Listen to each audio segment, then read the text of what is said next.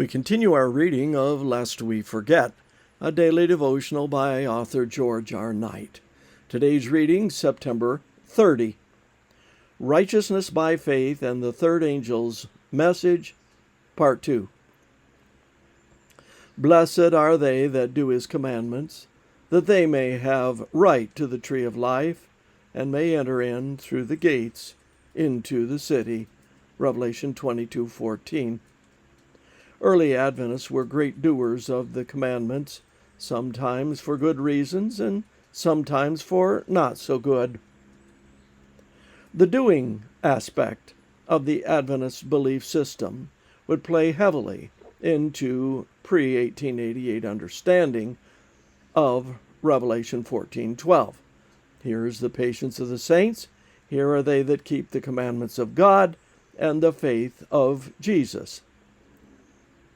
The Adventist interpretation of that verse had been quite consistent before 1888.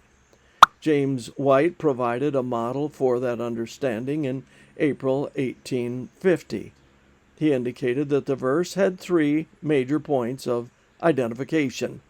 It indicated, 1, a people who were to be patient despite the disappointment of the 1840s in waiting for the coming of Jesus. 2, a people who had got the victory over the beast and his image and over his mark and are sealed with the seal of the living God by keeping the commandments of God.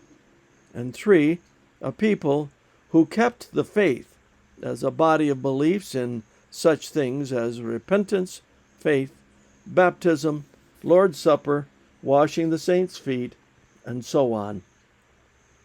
A part of keeping the faith, he emphasized, was keeping the commandments of God. Note that White managed to squeeze obedience to God's law into 2 of the 3 parts of the verse. 2 years later, he was even more precise. The faith of Jesus is to be kept as well as the commandments of God. This not only shows the distinction between the commandments of the Father and the faith of the Son, but also shows that the faith of Jesus, to be kept necessarily, embraces the sayings of Christ and the apostles. It embraces all the requirements and doctrines of the New Testament. J. N. Andrews was of the same mind, claiming that the faith of Jesus is spoken of as being kept in the same manner that the commandments of God are kept. And R. F. Cottrell wrote that the faith of Jesus is something that can be obeyed or kept. Therefore, we conclude that all that we are required to do in order to be saved from sin belongs to the faith of Jesus. As we noted earlier, doing is important, but is it true that all that we are required to do in order to be saved from sin belongs to the faith of Jesus?